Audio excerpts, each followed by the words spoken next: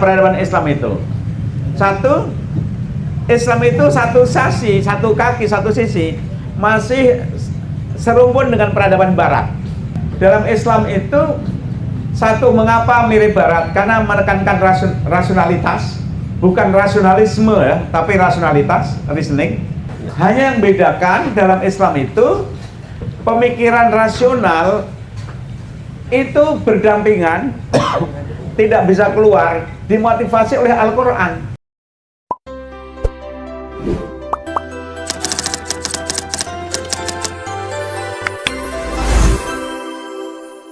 Tanpa panjang kalam dan panjang kata, mari kita beri sambutan dan tepuk tangan yang meriah untuk Profesor Komarudin Hidayat.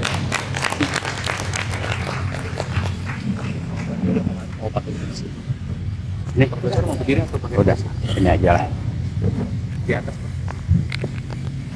Assalamualaikum warahmatullahi wabarakatuh. Jelas suaranya ya? Oke. Alhamdulillah, wasyukurillah, wassalatu wassalamu ala rasulillah, amma ba'du. Adik sekalian, saya ingin sharing dalam waktu yang singkat nanti dibagi dua dengan Prof. Fakir. Sekarang ini saya sedang nulis buku sampai pada satu pertanyaan dalam sebuah bab, peta sekilas peradaban di dunia, apa yang dominan? Kemudian di mana posisi Islam? Dari kajian sementara ini, saya melihat ada 4 klaster peradaban di dunia ini. Jadi dulu ketika saya masih di pesantren, dunia itu luasnya sebatas buku yang saya baca. Jadi kalau bicara sejarah itu ada Nabi Muhammad, kemudian sahabat yang 4, kemudian tabi'in dan seterusnya, ulama-ulama sampai sekarang. Jadi dunia itu seluas literatur. Nah, ketika kita semakin luas literaturnya, maka dunia juga semakin luas. Sampai-sampai ada ungkapan gini, siapa yang memahami 5 bahasa berarti punya 5 dunia. Siapa yang punya 5 bahasa berarti dia mampu berselancar pada 5 dunia. Itu untuk menunjukkan aja bahwa betapa luasnya dunia itu sebenarnya dipengaruhi oleh literatur dan pengalaman kita hidup.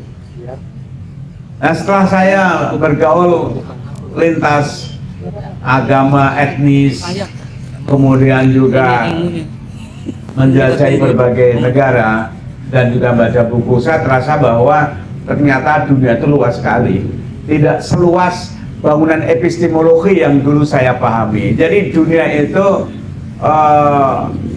epistemologi itu mempengaruhi luasnya dunia. Nah, kajian sementara saya menemukan bahwa di sana ada 4 klaster peradaban dunia. Bangunannya, langitnya itu ibarat rumah, itu ada 4 macam. Tentu masing-masing berkaitan ya. Yang pertama yang sangat tua itu adalah Hindu dan Buddha. Di Buddha belakangan, mungkin 5 abad sebelum Masehi, tapi Hindu itu 3000 sebelum Masehi. Ini lahir di India dan sampai sekarang tanah leluhurnya, pusatnya di India. Hal yang menonjol dari Hindu adalah satu, karya seninya. Di Indonesia sangat bisa kita lihat bahwa objek turisme yang ditonjolkan oleh Indonesia itu sebenarnya berkaitan dengan warisan Hindu. Satu ada Bali. Bali itu kan orang Hindu. Kemudian Borobudur, Prambanan, Sriwijaya. Jadi sejarah di Indonesia Nusantara itu Hindu. Sampai sekarang masih bertahan di India. Dan menarik bahwa Indonesia itu diselingi oleh India. Tapi mengapa kok Islam tumbuh di sini? Ini juga menarik. Salah satu yang menonjol dari ciri peradaban Hindu itu, satu, karya seninya tadi. Kedua, mereka hidup dengan kasta-kasta. Yang ketiga, mereka punya tradisi esoterisme meditatif. Esoterik dan meditatif. Itu Hindu. Disitulah makanya nanti ketika Islam datang ke Indonesia bertemu dengan budaya Hindu Buddha, dan yang membawa Islam itu kalangan Sufi, tidak ada benturan yang keras, tapi penetrasinya lembut sekali karena dua-duanya berkonsentrasi pada heart purification, tazkiyatun nafas, tazkiyatul qulub gitu. Sebagaimana Hindu dan Buddha itu sangat menekankan tentang etika. Buddha, Hindu itu sama, sangat kontemplatif, meditatif. Kemarin bulan Januari. Agama ini tidak ekspansionis pada dasarnya, tidak misionaris. Makanya perkembangannya juga sangat smooth Hindu dan Buddha itu. Yang kedua adalah warisan, yaitu peradaban Barat. Peradaban Barat ini akarnya dari Yunani. Yunani itu mengandalkan rasionalisme dan individualisme. Turunannya makanya kemudian demokrasi dan human right. Ini bertemu diperkaya dengan tradisi Yahudi dan Kristiani. Jadi spiritualitasnya itu merujuk pada Yahudi dan Nasrani, tapi wacana budayanya itu sangat dipengaruhi oleh Yunani Barat itu. Yunani tadi pemikirannya rasional, individual. Kemudian dari Romawi, Barat itu mewariskan tata negara dan militer. Oleh karena itu kalau Anda lihat sekarang, Amerika yang menonjol itu satu adalah demokrasi, kedua hak asasi manusia, ketiga ada militerisme, itu Barat. Kalau Anda lihat YouTube-nya Kang Jazen itu kelihatan bahwa semuanya Barat itu punya obsesi menjadi polisi dunia dan mereka terlibat perang di mana-mana, dan itu salah satu karakter daripada Amerika. Ini warisan dari Romawi. Nah, mereka berpandangan agama yang berpikir metafisis, moralis itu tidak cocok untuk mengatur tata negara. Maka Kristen itu di pinggir saja. Karena kalau nanti agama Kristen masuk menjadi urusan administrasi negara, hukum positif sulit ditegakkan. Karena kalau orang berbuat dosa, nanti pengakuan dosa saja ada putih kembali. Bahkan dosa itu bisa ditebus lewat gereja. Dan ini etika bernegara menjadi ambruk. Makanya di Barat sekularisme itu dominan, berkembang, dan mereka merasa bahwa model yang ideal itu adalah demokrasi liberal, seperti ditulis oleh Fukuyama, The End of Story and the Last Man, bahwa puncak peradaban negara pemerintah adalah demokrasi liberal, karena demokrasi liberal bisa menjamin hak asasi manusia, kebebasan dan kemakmuran dan seterusnya. Walaupun tentu klaim ini ternyata terkoreksi, tapi mereka sangat bangga dengan itu. Nah, kalau kita bicara Barat, itu ikonnya Amerika. Tapi tidak hanya di Amerika, di Prancis, di Jerman, di Inggris itu satu rumpun. Tapi ikonnya Amerika, tapi intinya tadi mengandalkan rasionalisme, kemudian individualisme, hak asasi. Sehingga dengan demikian salah satu implikasi selanjutnya, mereka sangat memuja sains. Sains itu jadi scientisme. Sains. Mereka berpandangan orang bisa hidup tanpa agama, tapi orang tidak bisa hidup tanpa sains dan teknologi. Dan karena pandangan mereka pendekatan yang sangat empiris positif, oleh karena itu mereka tidak begitu beri tempat pada ruang metafisisme. Metafisik itu kurang diberi ruang. Mereka agnostik. Agnostik itu bukan anti Tuhan, bukan antites, tapi mereka sekedar ateis. Saya tidak peduli dengan agama, saya tidak peduli dengan Tuhan. Bukan anti Tuhan, tapi saya tidak peduli karena mereka merasa cukup dengan prinsip-prinsip saintisme dan humanisme.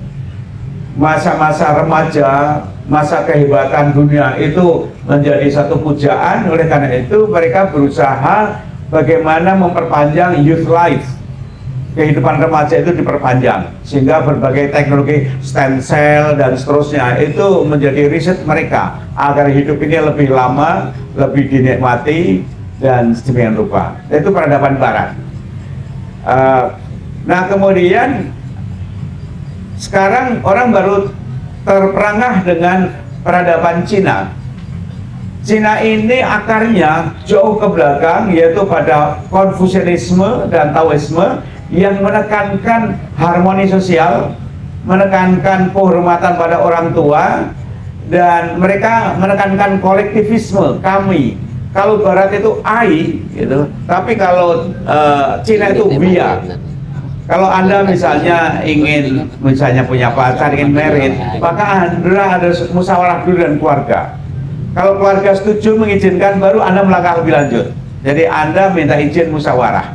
Tapi kalau Barat tidak, kalau Barat memberitahu pada orang tuanya bahwa saya sudah punya pilihan, saya mau married gitu. Karena akunya lebih dominan, punya otonomi, sedangkan kalau Cina itu kami, leluhur. Dengan demikian, salah satu karakter Cina itu dimanapun dia selalu ingat pada leluhurnya. Dan peradaban Cina ini menekankan harmoni sosial. Mereka tidak senang perang.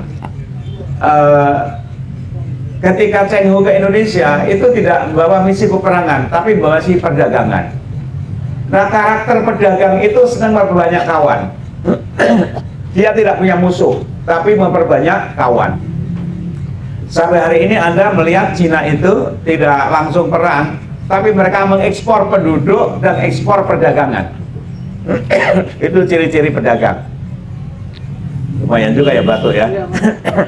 Nah, sekarang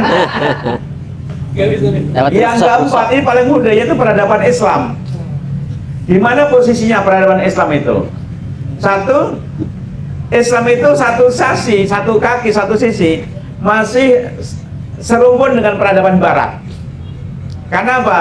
Karena dia induk dari Abrahamic religion, masih satu rumpun dengan Yahudi dan Nasrani, dan sangat menekankan rasionalitas. Dalam hal ini, maka Islam itu sesungguhnya masih satu rumpun dengan Barat. Yang namanya Yahudi, Nasrani Barat, itu kan lahirnya juga di Timur Tengah, di Yerusalem, tapi kemudian hijrah berkembang di Eropa, tereropakan, sehingga kemudian warna Yahudi Nasrani menjadi terbaratkan, secara kultural terbaratkan. Padahal secara geografis itu juga di Timur Tengah lahirnya. Nah, namun ini cirinya yang bedakan dari Indo, dari Barat, dari Cina. Dalam Islam itu, satu, mengapa mirip Barat? Karena menekankan rasionalitas, bukan rasionalisme ya, tapi rasionalitas, reasoning. Kedua, Islam menghargai pada warisan filsafat Yunani. Forum ini, forum filsafat, itu kan tidak bisa dilepaskan sungguhnya dari tradisi filsafat Yunani. Jadi di Barat, filsafat Yunani itu kan lewat Islam dikenalkan, tapi betapapun itu adalah akar-akarnya adalah Yunani. Hanya yang bedakan dalam Islam itu, pemikiran rasional itu berdampingan, tidak bisa keluar, dimotivasi oleh Al-Quran. Jadi ketika orang Islam belajar filsafat, itu dimotivasi oleh Al-Quran, dan untuk kepentingan dialog, berdebat tentang ketuhanan. Memang belajar ketuhanan, tapi dalam rangka apa? Mengembangkan konsep ketuhanan di dalam Islam. Sehingga filsafat dalam Islam itu tidak bisa menaklukkan Al-Quran, tapi memperkaya Al-Quran. Disinilah bedanya. Kalau di Barat, untuk berpikir rasional itu meninggalkan Bible, ditinggalkan. Tapi dalam Islam, seliberal apapun siapapun pemikir Islam, tidak ada yang meninggalkan Al-Quran. Tidak ada yang kemudian menendang Al-Quran. Hanya penafsirannya saja itu berbeda, lebih rasional, agak lebih maju. Nah, pertanyaan berikutnya kemudian, di abad modern ini, keempat-empat peradaban itu bertemu. Pernah ada sebuah buku tulisan Samuel Huntington, nulis buku Clash of Civilization. Itu sebenarnya dipertanyakan oleh para ahli. Karena ciri civilization itu terbuka, apresiatif, akomodatif terhadap pandangan lain, bukan clash.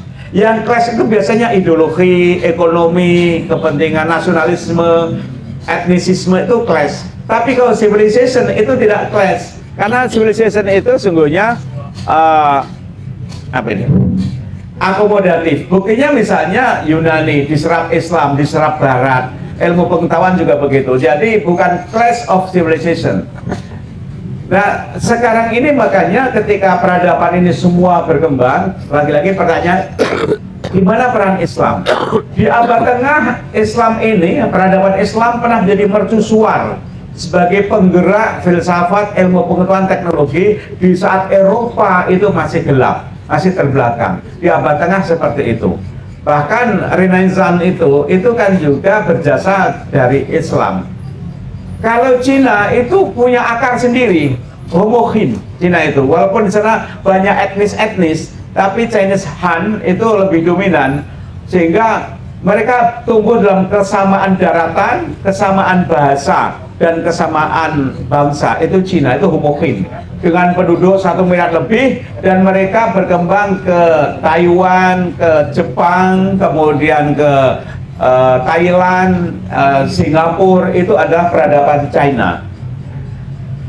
Nah, dan sekalian, kelebihan Islam hemat saya sekaligus kekurangannya adalah dulu pernah menjadi mercusuar, tapi lamban bangkitnya kembali. Ada yang pernah menjadi mercusuar dunia tapi tidak bangkit kembali, seperti Mesir kuno. Mesir kuno itu udah repot loh kembali lagi. Kemudian Yunani kuno itu ya filsafatnya berkembang, tapi peradaban Romawi udah mati. Jadi peradaban yang pernah besar itu Romawi dan Mesir, tapi sekarang udah sulit untuk bangkit lagi. India pelan-pelan, walaupun tidak mati, tapi pelan-pelan maju. Tapi setelah apa? Dia mengapresiasi sains dan teknologi.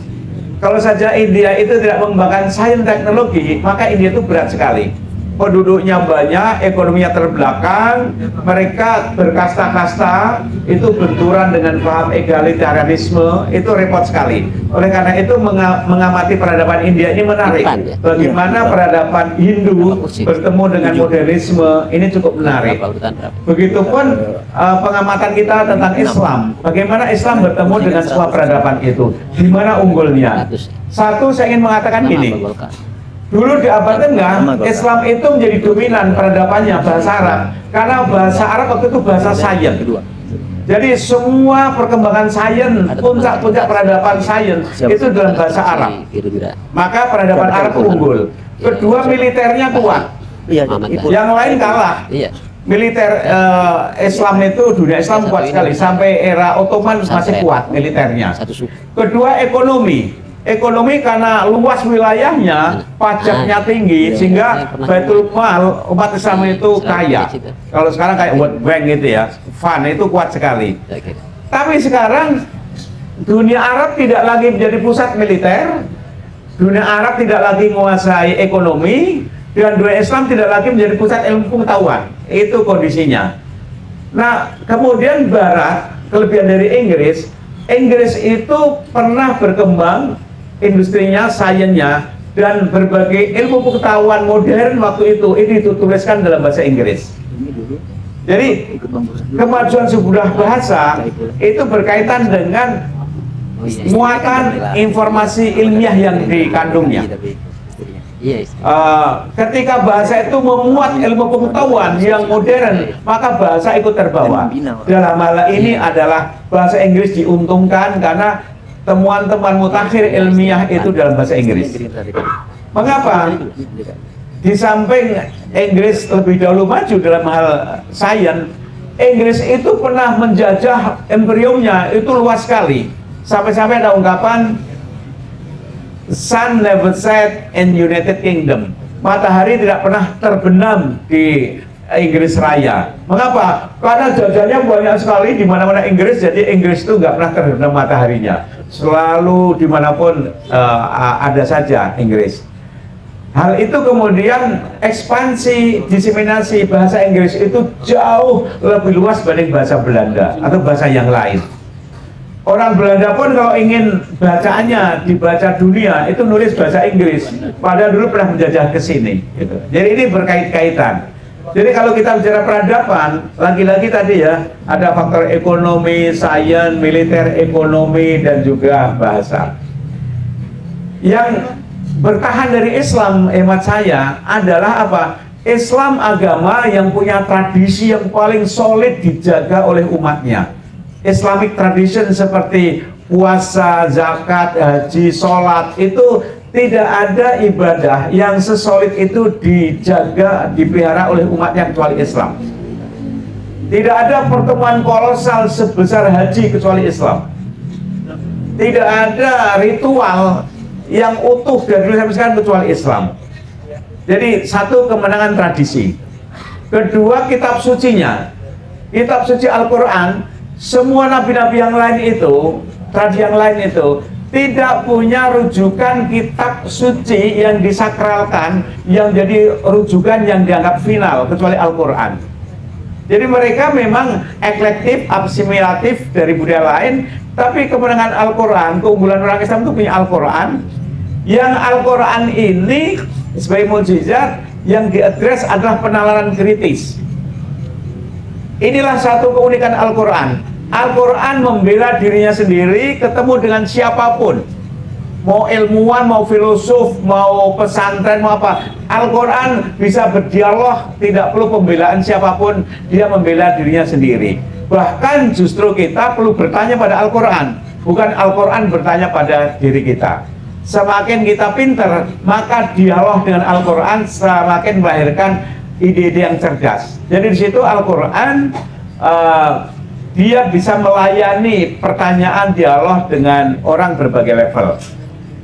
Yang berikutnya lagi saya amati dari keunggulan peradaban Islam itu, dia berkembang sekarang keluar lintas tempat lahirnya, lintas Arab. Ini ada kesamaan dengan agama Nasrani. Nasrani itu berkembang karena keluar dari Yerusalem. Hanya mereka kemudian ajarannya itu menjadi dongeng, karena tidak punya referensi yang absolut, yang diabsolutkan. Jadi kayak dongeng. Nabi-nabi sebelumnya itu kayak dongeng saja, berkembang terus. Sedangkan Al-Quran, satu dijaga oleh tradisi yang kuat sekali, dijaga oleh Al-Quran, dan didukung oleh tradisi keilmuan. Tidak ada kitab suci yang memberikan dorongan munculnya tradisi keilmuan, termasuk lembaga ilmuwan sebanyak Al-Quran. Di Indonesia ini, itu berapa banyak universitas, berapa banyak buku yang itu diinspirasi oleh kitab suci. Nah, jadi terakhir saya ingin sampaikan gini, bahwa Islam ini sekarang keluar dari wilayah asalnya. Padahal gini, kalau kita baca Al-Quran ya, Al-Quran sebagai kalamullah itu kan bila harfin wala sautin, bila harfin wala sautin. Al-Quran kalamullah itu kan tanpa suara dan tanpa huruf, karena Allah kan tidak berbahasa kayak kita. Tapi kemudian sampai pada kita berupa mushaf Al-Quran. Ini gimana ceritanya? Dari Allah kok sampai seperti ini? Nah, itu bahasan tersendiri. Nanti dalam filsafat berikutnya, filsafat pewahyuan perlu dibahas. Gitu. Bagaimana kalamullah, padahal ini kalam Arabiyin. Al-Quran kan bahasa Arab. Masuk bahasa Arab, bahasa Allah. Allah masuk bahasa Arab, gitu kan. Sementara yang diadres oleh Al-Quran seluruh manusia. Nah, ini menarik dibahas, dan disitulah kekuatan Al-Quran dibanding agama-agama lain. Sehingga dengan demikian satu, Islam tidak benturan dengan sains, bahkan menstimulasi sains. Kedua, Islam ini tidak chauvinistik. Kalau Yahudi itu berkaitan dengan etnis. Jadi kalau Anda bukan Yahudi, Anda nggak mungkin jadi Yahudi, atau Anda hanya peminat Yahudi, karena Yahudi dan ethnicity itu jadi satu. Sedangkan agama Kristen itu jadi filsafat yang masih berdekatan dengan Islam dalam apa ya, paling cair. Islam itu paling cair, walaupun ajarannya utuh, tapi bisa penetrasi cair kemana-mana, sehingga terjadi gerak sentrifugal dan sentripetal. Jadi kalau sentrifugal itu artinya ajaran Islam keluar kemana-mana, tapi dia selalu kembali lagi mencari rujukan kepada sumber dasar asalnya, yaitu sentripetal. Keluar ke dalam, keluar ke dalam. Yang ini oleh Fadil Rahman disebut double movement. Jadi double movement itu dia mengkaji karakter Al-Quran. Al-Quran itu bisa menginspirasi apa saja, termasuk filsafat. Tapi ketika berjalan jauh, dia kembali lagi untuk mencocokkan tahqiqnya pada Al-Quran. Dalam konteks sosial, makanya Khuzaiman mengatakan ajaran Islam, peradaban Islam itu keluar kemana-mana, melakukan kontekstualisasi dengan zamannya, lokalnya, situasinya. Tapi dia kembali dari rujukan asalnya, dari Al-Quran, dari sunnah Nabi, sirah Nabi, kemudian keluar lagi. Double movement ini sedemikian rupa dan itu dinamis sekali. Ini yang tidak ditemukan dalam peradaban tradisi agama yang lain. Satu double movement seperti itu, gerak sentrifugal dan gerak sentripetal. Kembali pada Al-Quran, keluar lagi mengadres kondisi yang ada, tapi kembali lagi, kemudian keluar lagi double movement. Nah, saudara sekalian, baru sampai di situ, saya sedang mencoba mengkaji, nanti jadi bahan buku, melihat bagaimana perbenturan pertemuan civilization. Karena nyatanya apa? Satu, pluralitas itu desain Tuhan, itu dikatakan dalam Al-Quran. Walau sya'a rabbuka la ja'alakum ummatan wahidah. Kalau Allah mau jadikan seragam, nyatanya Allah tidak mau. Artinya apa? Keberagaman pluralitas ini desain Tuhan. Kedua, secara realitas sosiologis, historis, memang plural Pak, plural sekali kok. Etnis, bahasa, bahkan jangankan itu, sidik jari aja itu plural sekali kok. Gitu. Ini juga desain Tuhan dan ini bagian dari misteri Tuhan. Retina plural, jadi pluralitas ini desain Tuhan. Dulu pluralitas itu sekedar bahasa dan juga etnisitas. Sekarang pluralitas itu semakin kecil ketika diteliti oleh ilmu kedokteran. Saya rasa demikian dan sekalian, sekali lagi Anda semua bagi saya sebagai satu mata rantai, satu pergantian generasi. Ini generasi milenial dan generasi Z ya. Ini Z ya, ini rata-rata generasi Z yang tentu saja punya peluang, tantangan, situasi yang berbeda. Tapi satu hal yang bagi saya amati, Quran itu tetap bisa supel mendampingi profesi apa saja, di mana saja, itu bisa supel. Itu kehebatan Al-Quran. Al-Quran memberikan satu kaidah-kaidah moral yang universal, yang itu bisa bersentuhan dan diterima siapa saja. Saya pernah dalam satu forum lintas agama diminta membaca doa, yang saya bacakan adalah Al-Fatihah. Saya terjemahkan, nggak ada yang menolak kuah substansi, nggak ada yang bisa menolak Al-Fatihah. Segala puji bagi Allah. Siapa? Semua agama mengakui, Yahudi, Nasrani mengakui. Segala puji bagi Allah. Ar-Rahman Ar-Rahim, Malik Yaumiddin, Iyyaka na'budu wa iyyaka nasta'in, sampai akhir. Itu universal sekali. Dan itu adalah saripati Al-Quran. Di situ ada 3 orang kan kategori. Satu an'amta alaihim, kedua maghdubi, 3 dolin kan. Manusia itu kan dibagi 3 itu aja kan. Yang an'amta alaihim, kedua yang maghdub, ketiga yang dol, yang sesat. Dan ya sejarah, kitab suci, diskusi apapun itu kan akan bertemu dengan 3 klasifikasi tadi. Ini orang yang benar, orang yang sesat, ini orang yang bangkang, tahu kebenaran tapi melawan. Itu hanya 3 itu aja kategorinya. Dan ketika akan bacakan Al-Fatihah itu, sebagian orang kagum, apa yang dibaca tadi? Itu Al-Quran, ini saripatinya. Oh begitu ya? Iya, saripati Al-Quran ya Al-Fatihah itu gitu. Jadi universalitas ini bagi saya menunjukkan satu perspektif masa depan Islam terkandung dalam Al-Fatihah yang universal itu. Terima kasih adik-adik semuanya. Assalamualaikum warahmatullahi wabarakatuh.